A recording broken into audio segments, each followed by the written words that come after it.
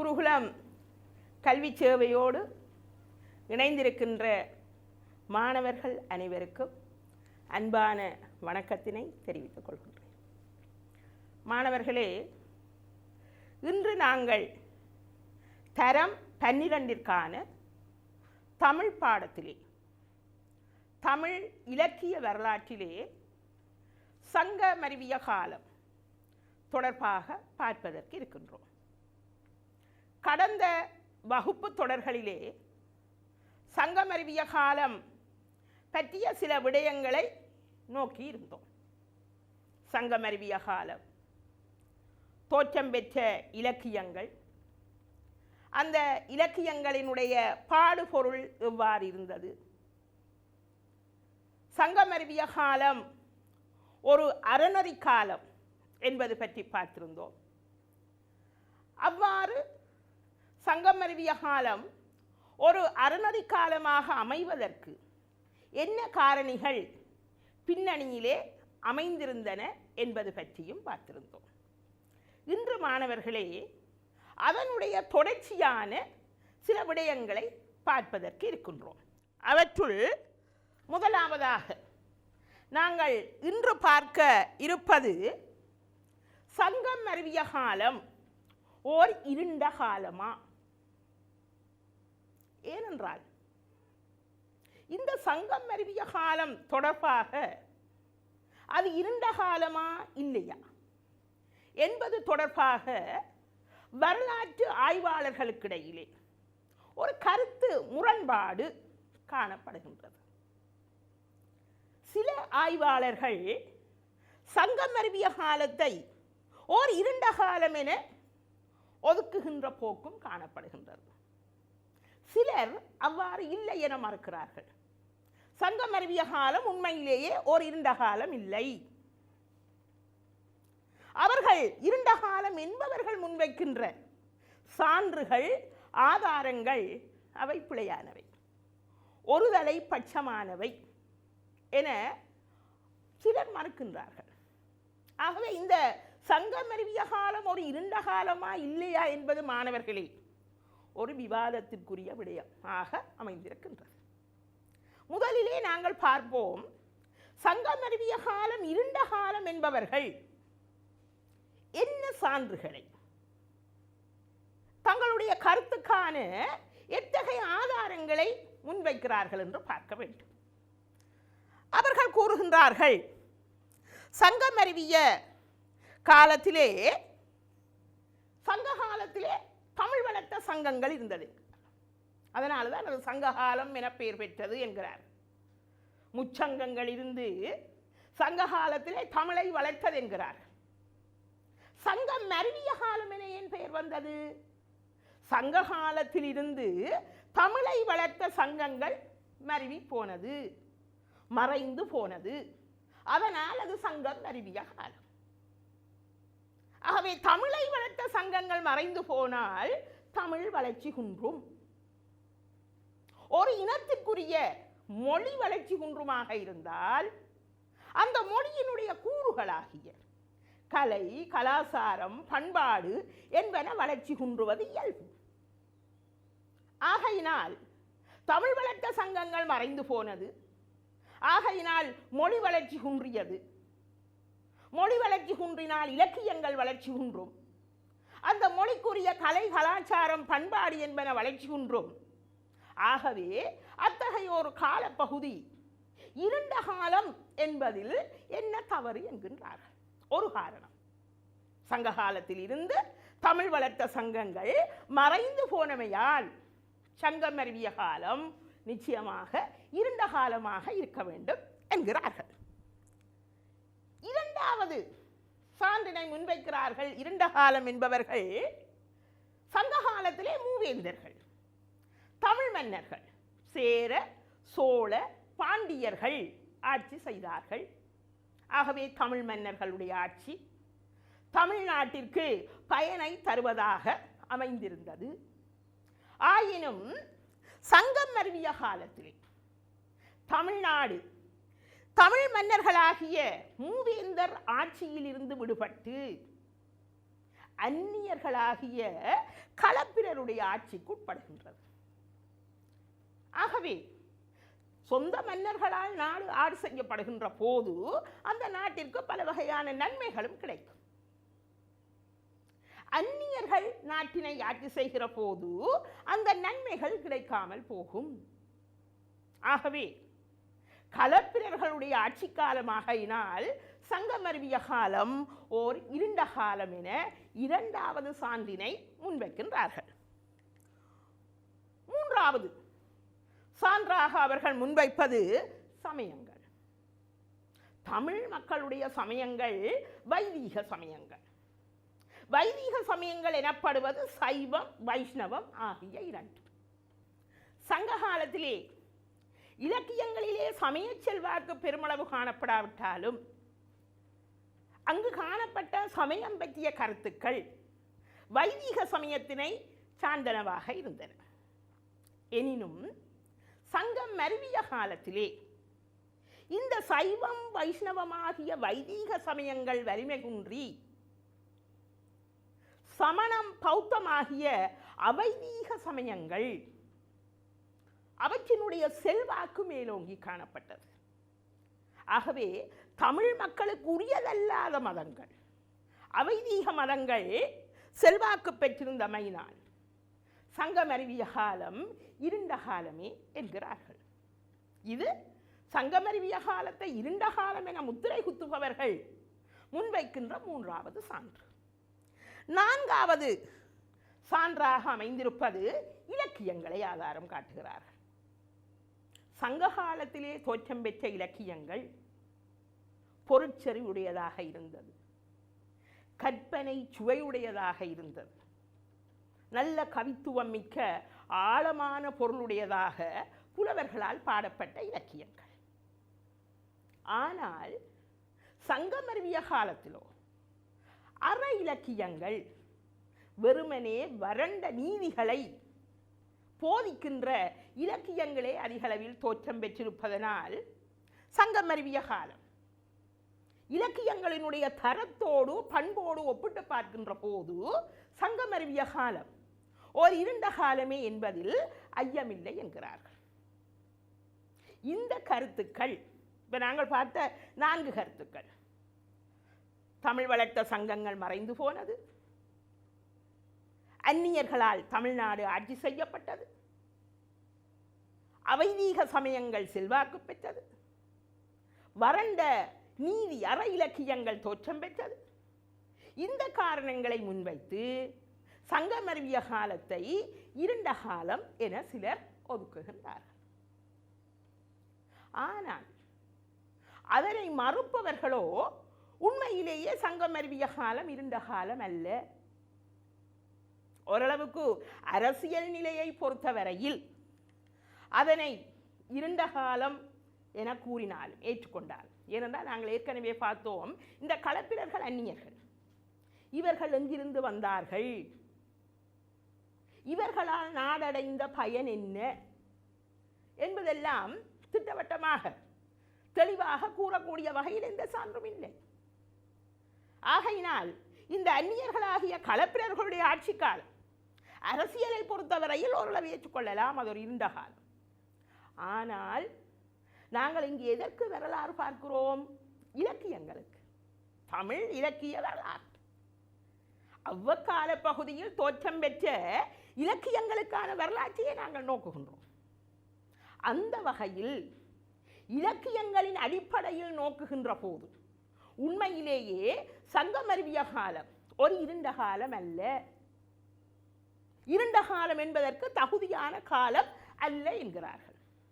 அதற்கு அவர்கள் காட்டுகின்ற ஆதாரங்களை பார்க்கின்ற போது தமிழின் தலை சிறந்த அறநூலாகிய திருக்குறள் உள்ளிட்ட 11 அற இலக்கியங்கள் தோற்றம் பெற்றிருக்கின்றது.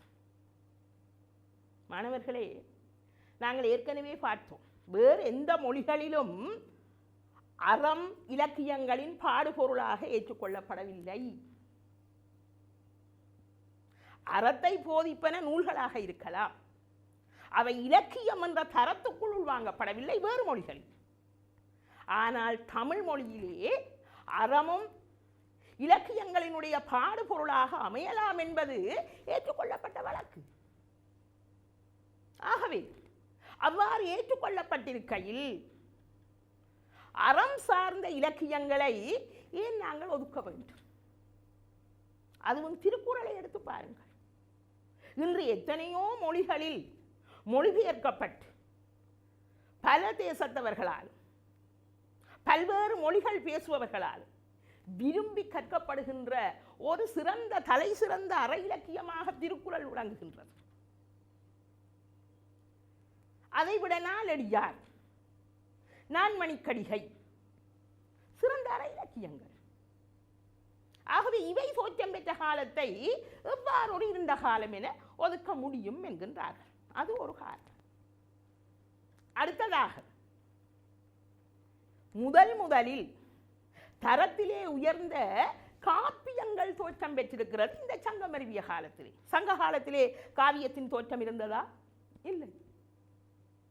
நீங்கள் இருண்ட காலம் என ஒதுக்குகின்ற சங்கம் அறிவிய காலத்திலே தான் தலை சிறந்த காப்பியங்கள், ஐம்பெரும் காப்பியங்களுள் இரண்டாக மதிக்கப்படுகின்ற சிலப்பதிகாரம், மணிமேகலை ஆகிய காப்பியங்கள் தோற்றம் பெற்றிருக்கின்றது. ஆகவே அத்தகைய தரமுயர்ந்த காப்பியங்கள் தோற்றம் பெற ஒரு காலத்தை எவ்வாறு இருண்ட காலம் என ஒதுக்க முடியும் என்கின்றார்கள். அது மட்டுமல்ல, சங்க காலத்திலே அகம் சார்ந்த இலக்கியங்கள் தானே தலை சிறந்த இலக்கியங்கள் என்கிறீர்கள். அவ்வாறு எத்தனை இலக்கியங்கள் தோற்றம் பெற்றன சங்க காலத்தில்? 14 மேற்கணக்கு நூல்களில் 8 நூல்கள், 8 இலக்கியங்கள் அகம் பேசுகின்ற இலக்கியங்கள். அவ்வாறு பார்க்கின்ற போது சங்கம் அறிவிய காலத்திலே 6 இலக்கியங்கள் தோற்றம் பெற்றிருக்கின்றனவே. 5 50, 5 70, திணைமொழி 50, திணைமாலை 180, கார் 40, கைநிலை. 6 இலக்கியங்கள் அகத்தினை பேச முற்படுகின்றன. அது மட்டுமா? திருக்குறளிலே காமத்துப்பால், திருக்குறள் ஒரு அற இலக்கியம், ஆனால் 3 பாலாக வகுக்கப்பட்டு அறத்துப்பால், பொருட்பால், காமத்துப்பால். இந்த காமத்துப்பாலிலே சங்ககால அக இலக்கியங்களிலே காணப்படாத பொருட்சுவை, கற்பனை, நயம் என்பவற்றை காமத்துப்பாலில் உள்ள குறள்கள் கொண்டிருக்கின்றன. ஆகவே காமத்துப்பால் அகத்திணை. ஆகவே திருக்குறளினுடைய 3இல் ஒரு பகுதி அகத்திணையை பேசுகின்றது என்கிறார்கள். அது மட்டுமல்ல, சிலப்பதிகாரத்திலும் நாங்கள் அகத்திணை பொருளை காணலாம். கோவலனுக்கும் கண்ணகிக்கும் இடையிலான இன்பம் துய்க்கின்ற பகுதிகள் அங்கு எடுத்து காட்டப்பட்டிருக்கிறது. அது மட்டுமல்ல, கோவலன் மாதவி மீது மோகம் கொள்வது, அவளோடு இன்பத்தினை அனுபவிக்கின்ற பகுதிகள், இவையெல்லாம் அகத்திணை சார்ந்தவை. ஆகவே தலை சிறந்த அற இலக்கியங்களை அகத்திணையை பேச முற்படுகின்ற போது அந்த இலக்கியங்கள் தோற்றம் பெற்ற சங்கம் அறிவிய காலத்தை எவ்வாறு இருண்ட காலம் என ஒதுக்க முடியும் என்கின்றார்கள். அதே போன்று பக்தி இலக்கியங்கள் சங்கம் அறிவிய காலத்திலே என்ன பாடுபொருள் இல்லை. அறம் பிரதான பாடுபொருள் இருந்த போதிலும் அகம் இருந்தது, புறம் இருந்தது, பக்தி இருந்தது. தமிழிலேதான் பக்தியும் இலக்கியங்களுக்கு பாடுபொருளாக அமையலாம் என்பது ஏற்றுக்கொள்ளப்பட்டு விட்டது. அவை தலை சிறந்த பக்தி இலக்கியங்கள் சங்கம் அறிவிய காலத்திலே தோற்றம் பெற்றிருக்கின்றன. காரைக்கால் அம்மையாருடைய இலக்கியங்கள், முதலாழ்வார்களுடைய பிரபந்தங்கள், திருவந்தாதிகள். ஆகவே இத்தகைய சிறந்த பக்தி இலக்கியங்கள் தோற்றம் பெற்ற சங்கம் அறிவிய காலம் எவ்வாறு ஒரு இருண்ட காலமாக அமைய முடியும் என்கின்றார்கள். அது மட்டுமா, தமிழ் இலக்கண மரபின் முன்னோடி நூலாக விளங்குகின்ற தொல்காப்பியம், இலக்கணத்திற்கே தலைமை நூலாக முன்னோடி நூலாக அமைகிறது தொல்காப்பியம். இந்த தொல்காப்பியம் அது வரலாற்று ஆய்வாளர்களுக்கிடையே அங்கும் கருத்து முரண்பாடு உண்டு தொல்காப்பியம் தோன்றிய காலம் தொடர்பாக. ஆனாலும் பலருடைய கருத்து அது 5ஆம் நூற்றாண்டில் தோற்றம் பெற்றது என்பது. ஆகவே தொல்காப்பியம் தலை சிறந்த ஒரு இலக்கண நூலும் சங்கம் அறிவிய காலத்திலே தோற்றம் பெற்றிருக்கின்றது. ஆகவே இலக்கிய வரலாறு, சங்கம் அறிவிய காலத்திலே தோற்றம் பெற்ற இலக்கியங்கள் என்னும் அடிப்படையில் நோக்குகின்ற போது உண்மையிலேயே சங்கம் அறிவிய காலம் ஓர் இருண்ட காலம் அல்ல என்பதுதான் ஏற்றுக்கொள்ளப்பட்ட முடிவு. இது இருண்ட காலம் என்பது அது ஒரு சிலரால், அதாவது சமயவாதிகள் அல்லது சமய வெறியர்கள் என்று சொல்லலாம், அவர்களால் வைக்கப்பட்ட ஒரு கட்டுக்கதை.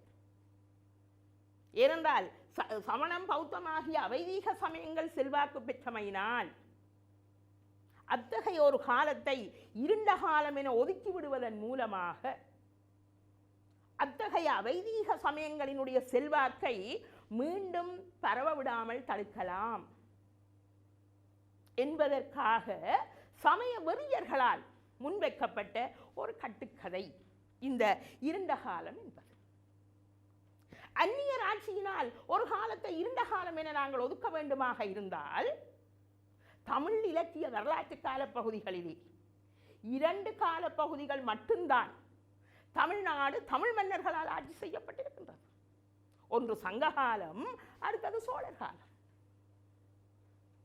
அந்நியர்கள் ஆட்சியினால் சங்கம் அறிவிய காலத்தை நாங்கள் இருண்ட காலம் என ஒதுக்க வேண்டுமாக இருந்தால் பல்லவர் காலமும் அந்நியர் ஆட்சி, பல்லவர் காலத்தை இருண்ட காலம் என ஒதுக்க வேண்டும். நாயக்கர் காலம் அந்நியர் ஆட்சி, ஐரோப்பியர் காலம் அந்நியர் ஆட்சி. இந்த காலங்களை எல்லாம் இருண்ட காலம் என ஒதுக்கியாக வேண்டும். அவ்வாறு ஒதுக்காத போது சங்கம் அறிவிய காலத்தை மட்டும் எவ்வாறு இருண்ட காலம் என ஒதுக்க முடியும் என்கின்றார். சங்கம் அறிவிய காலத்திலே தோற்றம் பெற்ற இலக்கியங்களை வைத்துக் கொண்டு பார்க்கின்ற போது, இலக்கியங்களின் அடிப்படையில் நோக்குகின்ற போது இருண்ட காலம் அல்ல என்பதற்கு மாணவர்கள், இருண்ட காலம் இல்லை என மறுப்பவர்கள் முன்வைக்கின்ற ஆதாரங்களை சான்றுகளாக காட்ட முடியும். அடுத்ததாக மாணவர்களே, எந்த ஒரு காலப்பகுதியாக இருந்தால் தமிழ் இலக்கிய வரலாற்றிலே அவ்வக்கால பகுதியிலே தோற்றம் பெற்ற இலக்கியங்களினுடைய பண்புகள், பாடுபொருள், யாப்பு, இலக்கிய வடிவம், மொழிநடை, ஏனைய பிறமொழி செல்வாக்கு, இவை தொடர்பாக அவ்வக்கால இலக்கியங்கள் என்ன பண்புகளை கொண்டனவாக விளங்கியிருந்தன என்பதனை மாணவர்கள் தெரிந்திருக்க வேண்டும். அந்த வகையிலே சங்கம் அறிவிய காலத்திலே தோற்றம் பெற்ற இலக்கியங்களினுடைய பண்புகள் இவை. இதனை நாங்கள் ஏற்கனவே பார்த்திருக்கின்றோம் மாணவர்களே, பிரித்து பார்த்திருக்கின்றோம். பொருளின் அடிப்படையில் வேறுபடுத்தி பார்த்திருக்கிறோம். அறநூற்பண்புகள் எவ்வாறு காணப்பட்டது, அகம் சார்ந்த இலக்கியங்களினுடைய பண்புகள் எப்படி இருந்தன, பக்தி சார்ந்த இலக்கியங்களின் பண்புகள் எவ்வாறு இருந்தன என்பதை ஏற்கனவே விரிவாக பார்த்திருக்கின்றோம். இப்பொழுது நாங்கள் அவை யாவற்றையும் தொகுத்து, அது அறம்பாடு பொருளாக இருக்கலாம், அகம்பாடு பொருளாக இருக்கலாம், புறம்பாடு பொருளாக இருக்கலாம், பக்தி பாடு பொருளாக இருக்கலாம், சங்கம் அறிவிய காலத்திலே தோற்றம் பெற்ற இலக்கியங்கள் அவை பிரதிபலிக்கின்ற பண்புகள் எவை என பார்ப்போம்.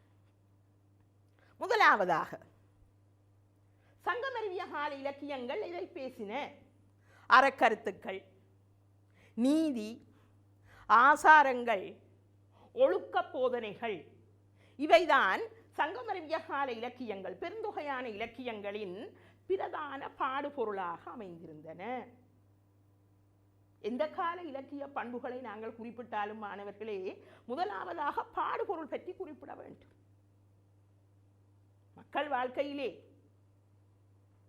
எவை மேலோங்கி காணப்படுகிறதோ, என்ன விடயம் செல்வாக்கு பெறுகின்றதோ அவைதான் இலக்கியங்களின் பாடுபொருளாக அமையும். சங்க காலத்திலே அகம்புறம் மக்களுடைய வாழ்க்கையில் செல்வாக்கு பெற்றிருந்தது. ஆகவே அகம்புறம் சார்ந்த இலக்கியங்களை, கருத்துக்களை இலக்கியங்கள் பேசின.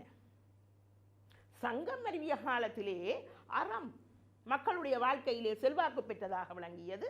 ஆகவே அத்தகைய அறம் சார்ந்த கருத்துக்களை இலக்கியங்கள் பேச முற்படுகின்றன. ஒழுக்கம், ஆசாரம், நீதி, அறம், வாழ்வியல் கடமைப்பாடுகள், வாழ்க்கை நெறிகள், இவற்றையே பெரும்பான்மையான இலக்கியங்கள் பேச முற்படுகின்றன. உதாரணமாக திருக்குறள், நாலடியார், ஆசாரக்கோவை, திரிகடுகம், மேலாதி, சிறுவஞ்சமூலம், பழமொழி 400 இவற்றினை காட்டலாம். எந்த ஒரு பண்பை மாணவர்கள் காட்டினாலும் உங்களுடைய விடைக்கு வலிமை சேர்ப்பது உதாரணங்கள். சான்று காட்ட வேண்டும். இந்த நூல்களை நாங்கள் சான்றாக காட்ட முடியும்.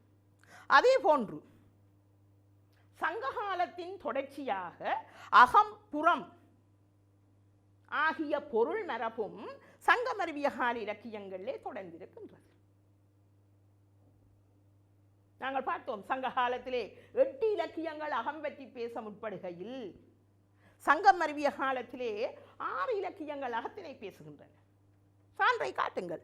5 50, 5 70, திணைமொழி 50, திணைமாலை 150, கார் 40, கைநிலை. இவை அகம் சார்ந்த அக இலக்கியங்களாக அமைந்திருக்கின்றன. அதே போன்று சங்ககாலத்தின் தொடர்ச்சியாக புறமும் இலக்கியங்களின் பாடுபொருளாக அமைந்திருக்கின்றது. 14 கீழ்கணக்கு நூல்களிலே புறம் சார்ந்த இலக்கியம் ஒன்று. களவழி 40 பாடல்களிலே போர் நடைபெற்ற ஒரு போர்க்களம் ஒன்று சித்தரித்து காட்டப்படுகின்றது. ஆகவே அறம் பிரதான பாடுபொருளாக இருந்தாலும் சங்ககாலத்தின் தொடர்ச்சியாக அகமும் பேசப்பட்டிருக்கிறது, புறமும் பேசப்பட்டிருக்கிறது. அதே போன்று பக்தியும் சங்கமருவிய கால இலக்கியங்களின் பாடுபொருளாக அமைந்த தன்மையினை பார்த்தோம். அதற்கு சான்றாக காரைக்கால் அம்மையாருடைய பாடல்களை பார்த்தோம். 3 இலக்கியங்கள், அற்புத திருவந்தாதி, திருவிரட்டை, மணிமாலை, திருவாலங்காட்டு, மூத்த திருப்பதிகம் என்பவற்றை பார்த்தோம். முதலாழ்வார்கள் மூவருடைய 1ஆம், 2ஆம், 3ஆம் திருவந்தாதிகள். ஆகவே பாடுபொருள் என்று பார்க்கிற போது அறம், அகம், புறம், பக்தி என்பன சங்கமருவிய கால இலக்கியங்களின் பாடுபொருளாக அமைந்துள்ளன என்பதை மாணவர்கள் ஒரு பண்பாக குறிப்பிட முடியும். அதே போன்று சமய பிரசார வாகனமாக அமைந்திருத்தல் என்பதையும் சங்கமருவிய கால இலக்கியங்களினுடைய ஒரு பண்பாக நாங்கள் காணலாம், பார்க்கலாம்.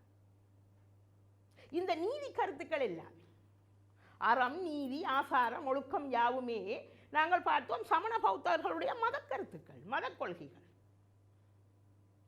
இவற்றை மக்கள் மத்தியிலே கொண்டு செல்வதற்கான ஒரு வாகனமாக, மக்கள் மத்தியிலே தங்களுடைய சமய கொள்கைகளை பிரச்சாரம் செய்ய முற்படுகின்ற ஒரு ஊடகமாக, ஒரு கருவியாக இந்த சங்கமருவிய கால இலக்கியங்கள் அமைந்திருக்கின்றன. மணிமேகலையையும் குறிப்பிடலாம். சமண சமய கருத்து முழுவதுமாக இந்த காவியத்தின் ஊடாக அப்படியே பிரசாரம் செய்ய முற்படுகின்றது மணிமேகலை. ஆகவே சங்கமருவிய கால இலக்கியங்கள் சமய கருத்துக்களை பிரசாரம் செய்ய முற்படுகின்ற வாகனங்கள். அதே போன்று பக்தி இலக்கியங்களை பாருங்கள். காரைக்கால் அம்மையாருடைய பாடல்களாக இருக்கலாம், முதல் ஆழ்வார்களுடைய பாடல்களாக இருக்கலாம். தத்தம் இறைவனுடைய பெருமை, அதனை மக்கள் மத்தியிலே கொண்டு செல்ல முற்படுகின்றது இந்த இலக்கியங்கள். ஆகவே சமய கருத்துக்களை பிரசாரம் செய்ய முற்படுகின்ற வாகனங்கள், ஊடகங்கள், கருவிகளாக சங்கமருவிய கால இலக்கியங்கள் அமைந்திருப்பது இக்கால இலக்கியங்களின் மற்றும் ஒரு பண்பாக அமைந்திருக்கின்றது. அடுத்த பண்பாக குறிப்பிடலாம் மாணவர்களே, வடமொழி புராண இதிகாச கதைகள் கையாளப்பட்டமை. சங்கமருவிய காலத்திலே வடமொழியின் செல்வாக்கு, ஆரியருடைய வருகை, ஆரியர்கள் பேசுகின்ற மொழி வடமொழி. ஆகவே வடமொழி கலக்கின்றது, வடமொழி பண்பாடுகள் கலக்கின்றது. இந்த வடமொழி கலத்தலின் விளைவாக வடமொழியில் அமைந்துள்ள இதிகாச புராண கதைகள், கருத்துக்கள் இலக்கியங்களிலே எடுத்து பேசப்படுகின்றது. உதாரணமாக காரைக்கால் அம்மையாருடைய பாடல்களிலே சிவனுடைய பெருமையை எடுத்து காட்டுவதற்கு, அவனுடைய திருவிளையாடலை எடுத்து காட்டுவதற்கு இந்த வடமொழியில் அமைந்துள்ள புராணங்களில் இருந்து அவர் உதாரணங்களை எடுத்தாண்டிருக்கிறார். உதாரணமாக அடிமுடி தேடிய கதை மாணவர்களுக்கு தெரியும். திருமாலுக்கும் பிரம்மாவுக்கும் இடையே யார் பெரியவன்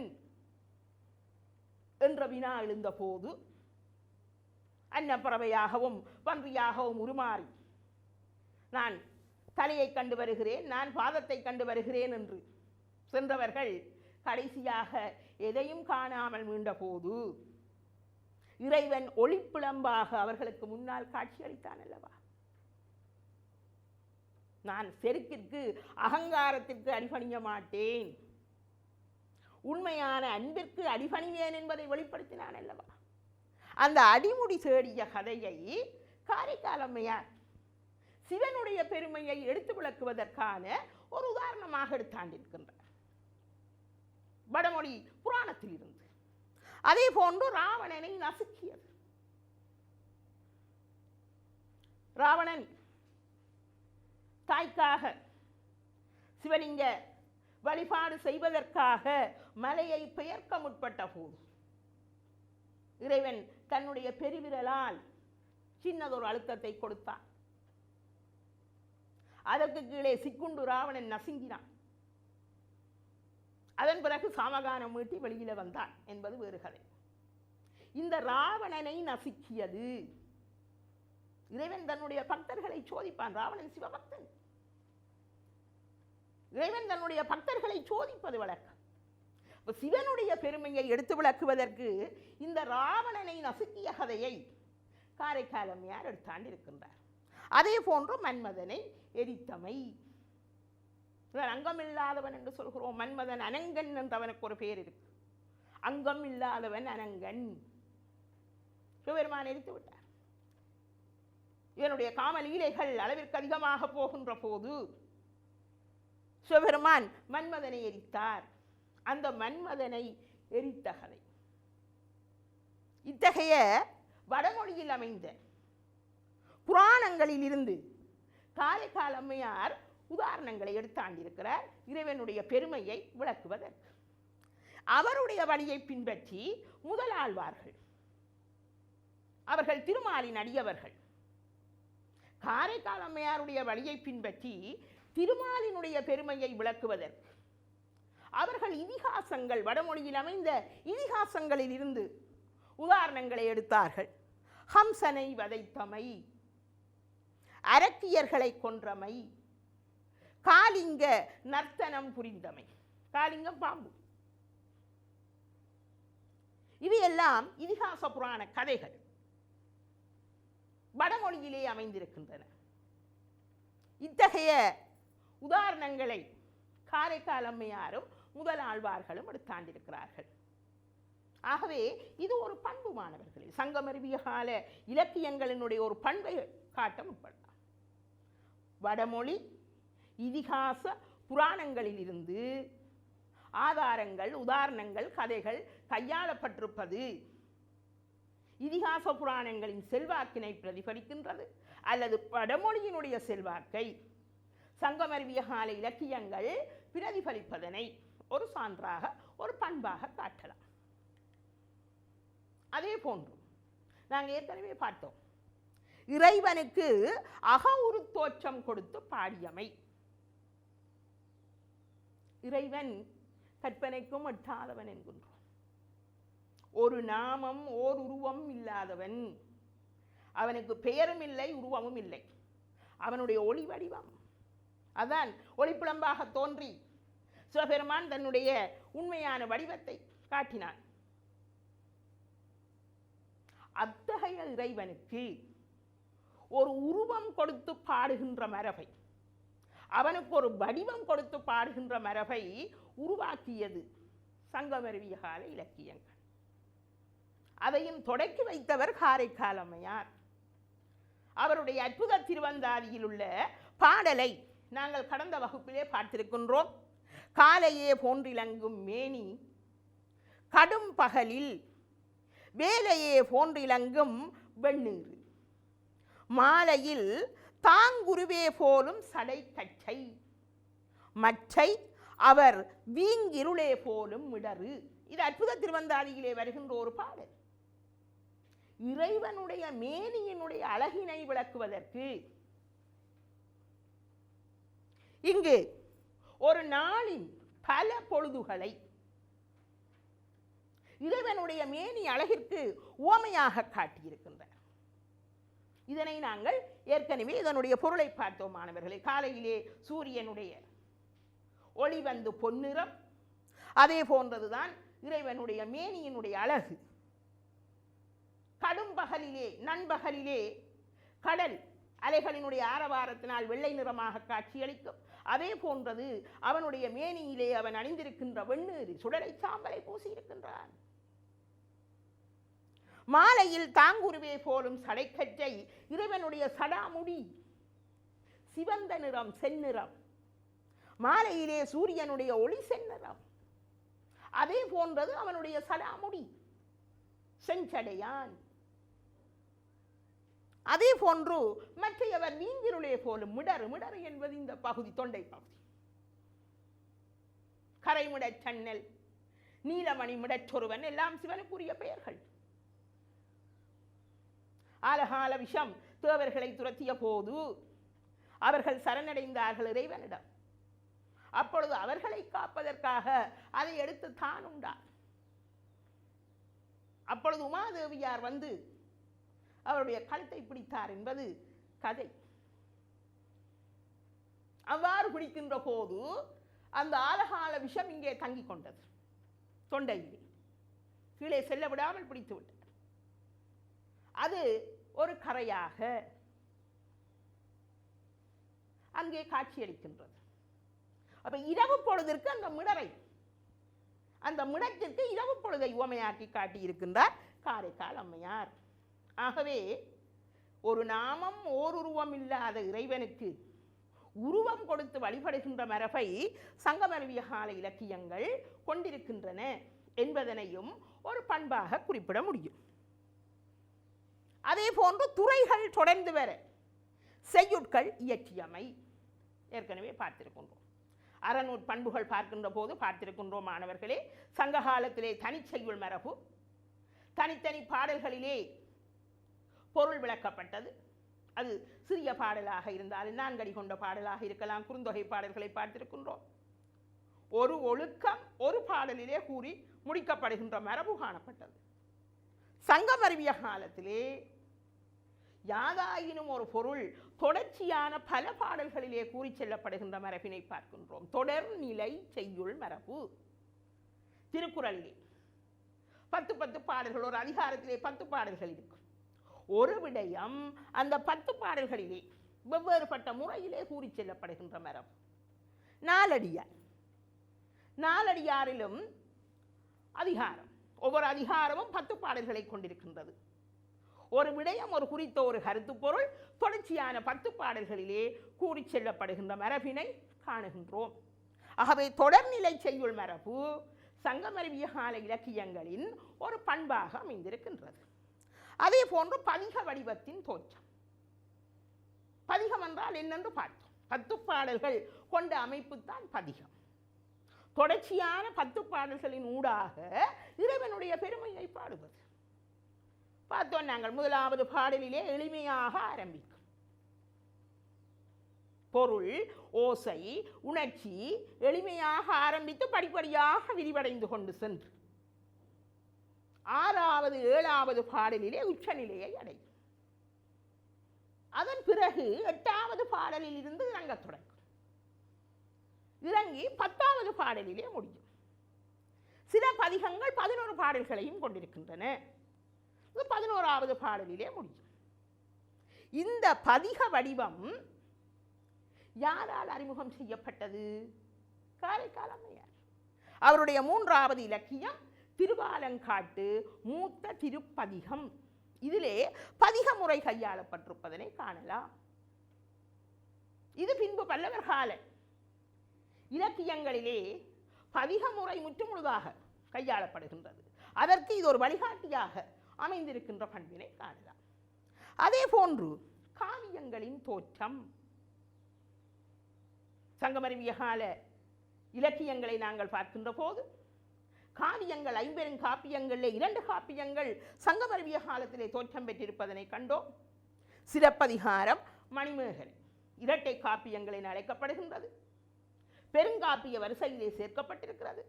அத்தகைய காவியங்களின் தோற்றமும் சங்கமருவிய காலத்திற்குரிய ஒரு பண்பாக அமைந்திருக்கின்றது. அந்தாதி வடிவத்தின் தோற்றம். அந்தாதி என்பதனையும் நாங்கள் பார்த்தோம் மாணவர்களே. அந்தம் ஆதியாக அமைவது. அந்தம் என்பது முடிவு, ஆதி என்பது தொடக்கம். ஆகவே ஒரு பாடலின் முடிவு மற்றைய பாடலின் அடுத்து வருகின்ற பாடலின் தொடக்கமாக அமைந்து பாடல்களை ஒன்றோடொன்று தொடுப்பதற்கு கோர்ப்பதற்கான ஒரு முறைதான் இந்த அந்தாதி. இந்த அந்தாதி வடிவம் சங்கமருவிய கால இலக்கியங்களிலே தோற்றம் பெற்றிருக்கின்றது. உதாரணமாக நாங்கள் காட்டலாம் அற்புத திருவந்தாதி. காரைக்கால் அம்மையாருடைய முதலாவது இலக்கியம், அப்புறம் முதலில் பாடிய இலக்கியம் அற்புத திருவந்தாதி. இது அந்தாதி முறையிலே தோற்றம் பெற்றிருக்கின்றது. இவரை பின்பற்றி முதலாழ்வார்கள் பாடிய பாடல்கள் முதலாம் திருவந்தாதி, இரண்டாம் திருவந்தாதி, மூன்றாம் திருவந்தாதி என பெயர் பெறுகின்றது. ஆகவே அந்தாதி முறையின் தொடக்கத்தையும் சங்கமருவிய கால இலக்கியங்கள் கொண்டிருப்பது சங்கமருவிய கால இலக்கியங்களின் இன்னும் ஒரு பண்பாக அமைந்திருக்கின்றது. அதே போன்று வெண்பாயாப்பு பெருவழக்காகி இருந்தமை. மாணவர்களே, எந்த ஒரு காலத்திலும் தோற்றம் பெற்ற இலக்கியங்களினுடைய பண்புகளை நாங்கள் காட்டுகின்ற போது பாடுபொருள் பற்றி கூற வேண்டும், மொழி நடை மொழியினுடைய செல்வாக்கு பற்றி கூற வேண்டும், யாப்பு முக்கியமானது, யாப்பு பற்றி குறிப்பிட வேண்டும், இலக்கிய வடிவங்கள் பற்றி குறிப்பிடுதல் வேண்டும்.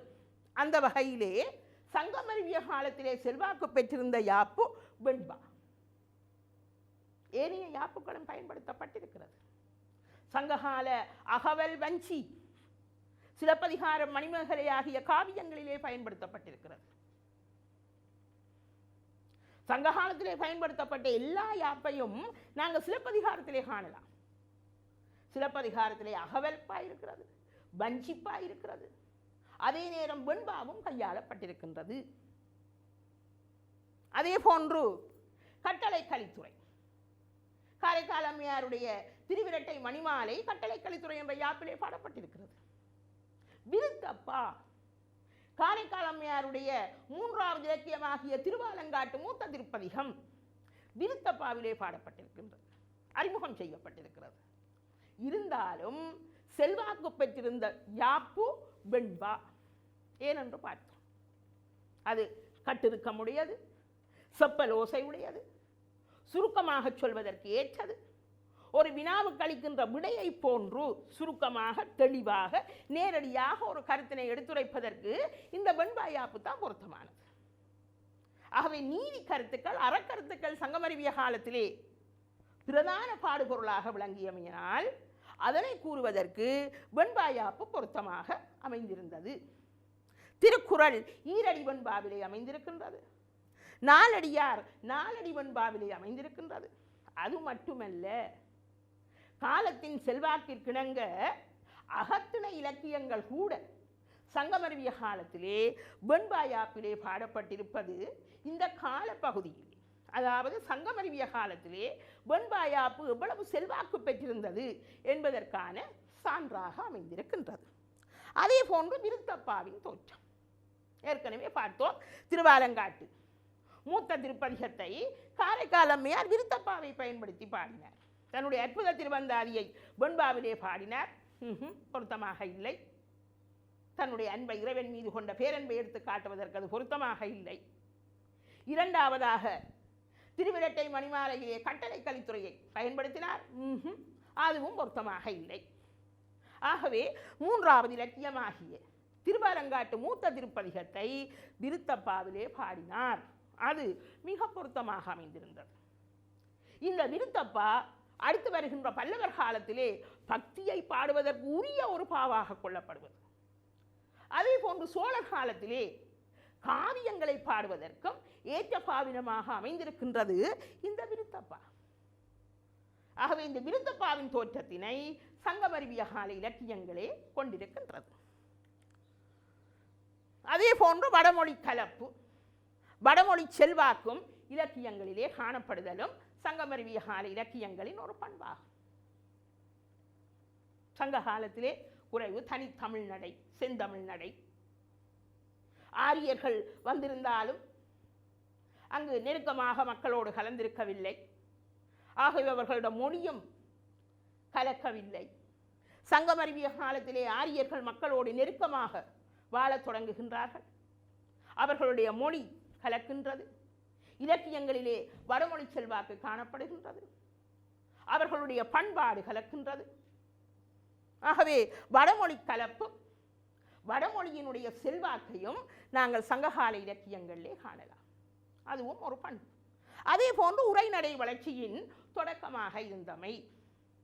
சங்க காலத்திலே உரைநடை இல்லை.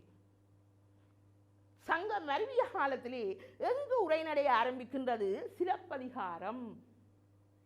சிலப்பதிகாரத்திற்கு இன்னொரு பெயர் உரை இடையிட்ட பாட்டுடை செய்யுள் என்பது சிலப்பதிகாரத்துக்கு வழங்குகின்ற மற்றும் ஒரு பெயர். இடையிடை உரைநடை அறிமுகப்படுத்தப்படுகின்றது. எங்கு காணலாம்? ஆட்சியர் குரவை, சிலப்பதிகாரத்தின் ஆட்சியர் குரவை, குன்றக்குரவை போன்றவற்றிலே உரைநடை தன்மை காணப்படுகின்றது, உரைநடை காணப்படுகின்றது. உரைநடை பண்புமிக்க கட்டுரை பகுதி இடம்பெறுகின்றது.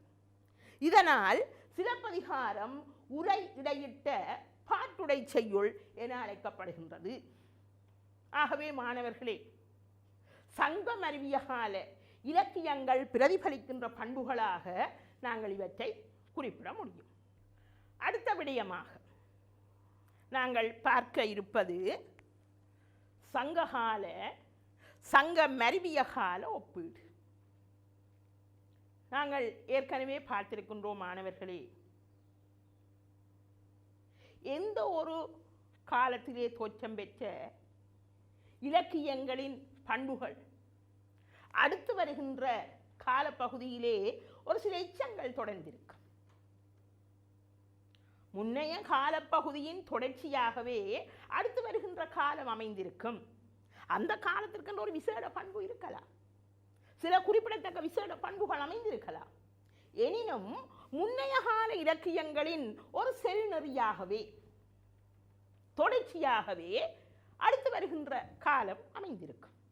அந்த வகையில் சங்ககால இலக்கியங்களின் தொடர்ச்சி தன்மையினை, செல்வாக்கினை சங்கமருவிய கால இலக்கியங்கள் கொண்டிருக்கின்றன. எவ்வக்காலத்தில் தோற்றம் பெறுகின்ற இலக்கியங்களாக இருந்தாலும் அவை அவ்வக்கால வாழ்க்கை முறையை பேசும். அவற்றினுடைய பண்புகளை நாங்கள் அவ்வக்கால இலக்கியங்களினூடாக அறியலாம்.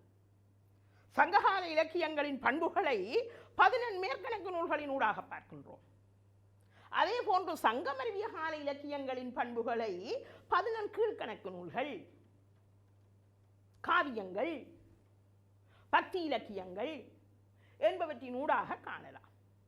அந்த வகையிலே சங்ககால இலக்கியங்களின் தொடர்ச்சி தன்மை என்னென்ன பண்புகள் சங்கமருவிய கால இலக்கியங்களிலே காணப்படுகின்றன என்பதனை பார்ப்போம். முதலாவதாக ஒற்றுமைகளை பார்ப்போமாக இருந்தால், சங்க இலக்கியங்களை பின்பற்றிய ஒரு தன்மையை நாங்கள் சங்கமருவிய கால இலக்கியங்களிலே காணுகின்றோம். சங்க இலக்கிய பாடுபொருட்களை காட்டலாம். சங்க இலக்கியங்களின் பிரதான பாடுபொருள் அகம்புறம்.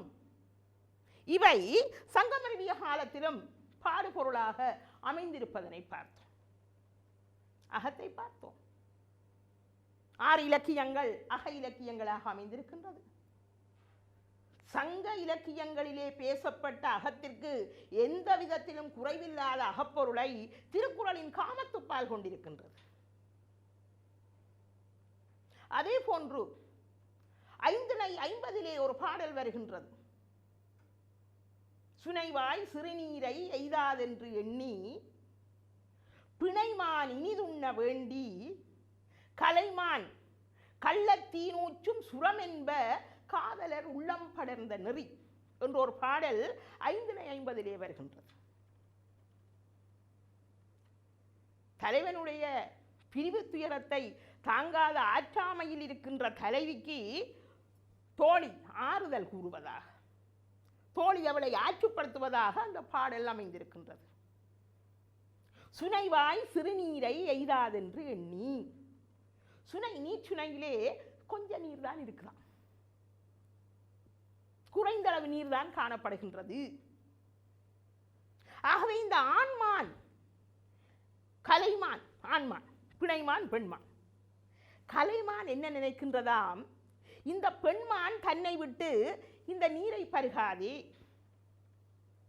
கொஞ்ச நீர் இருக்கு, குறைந்தளவு நீர் இருக்கு, என்னை விட்டு இந்த பெண்மான் இந்த நீரை பருகாதே, பாவம் அவள் குடிக்கட்டும், நீரை பருகட்டும் என்று இந்த கலைமான் ஆண்மான் என்ன செய்கிறதா, கள்ளத்தீநூச்சும் சுரம் என்ப, அந்த நீரிலே சுனையிலே நீரிலே வாய வைத்து கொண்டு உறிஞ்சாமல் பாசாங்கு செய்கிறதாம், குடிப்பது போன்று.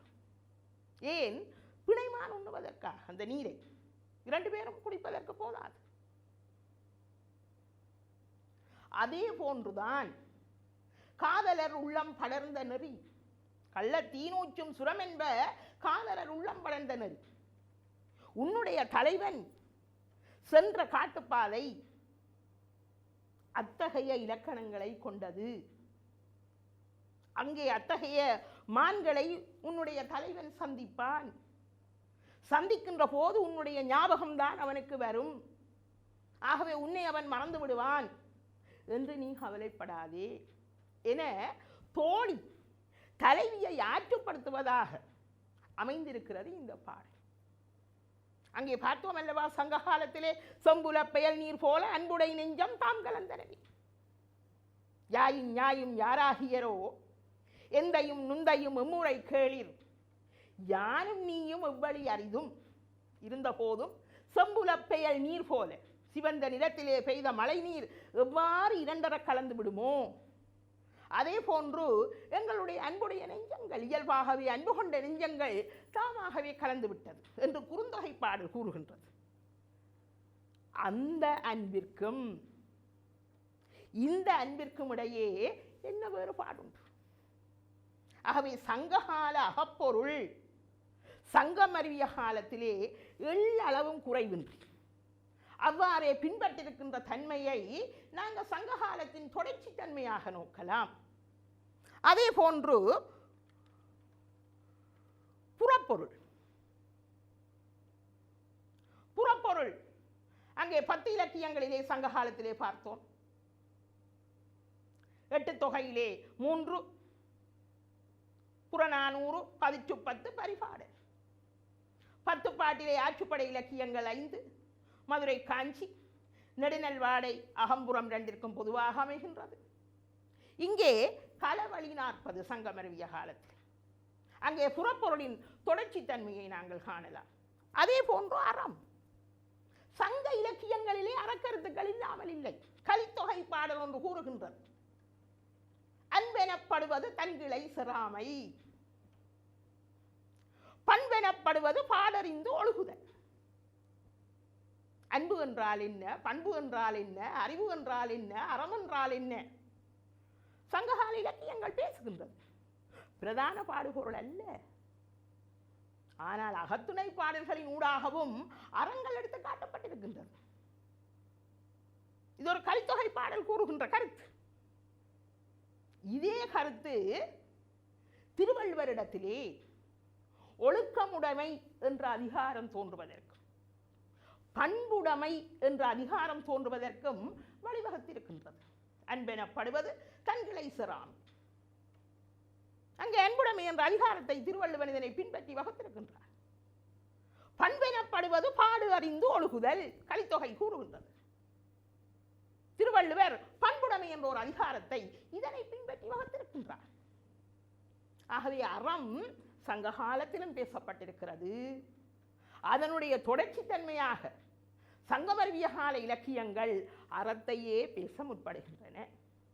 அதே போன்று நிலையாமை கருத்து சங்க காலத்திலே காணப்பட்டிருக்கிறது. நிலையாமை கருத்து புறநானூறு பேசுகின்றது. போரின் விளைவினால் ஏற்பட்ட அழிவுகள் தீங்குகளை எடுத்து காட்டுகின்ற போது அங்கே நிலையாமை கருத்து செல்வாக்கப்படுகின்றது. ஈம புறங்காடு சுட்டி காட்டப்பட்டு புறநானூற்றிலே நிலையாமை கருத்து பேசப்படுகின்றது. இதே நிலையாமை கருத்து அதே முறையிலே மணிமேகலையிலே காப்பியத்திலே சக்கரவாள கோட்டம் காட்டி நிலையாமை பேசப்படுகின்றது. மதுரை கூலவாணிகன் சீத்தலை சாத்தனார் பேசியிருக்கின்றார் நிலையாமை. ஆகவே அது புறநானூற்றினுடைய ஒரு பின்பற்றலாக இருக்கலாம். ஆகவே நிலையாமை கருத்தினுடைய தொடர்ச்சியையும் நாங்கள் சங்க காலத்தில் இருந்து காணக்கூடியதாக அமைகின்றது. அதே போன்று குழந்தை செல்வத்தின் முக்கியத்துவம் சங்க காலத்திலே இல்லற வாழ்க்கை குழந்தையுடன் பூரணத்துவம் அடைகின்றது.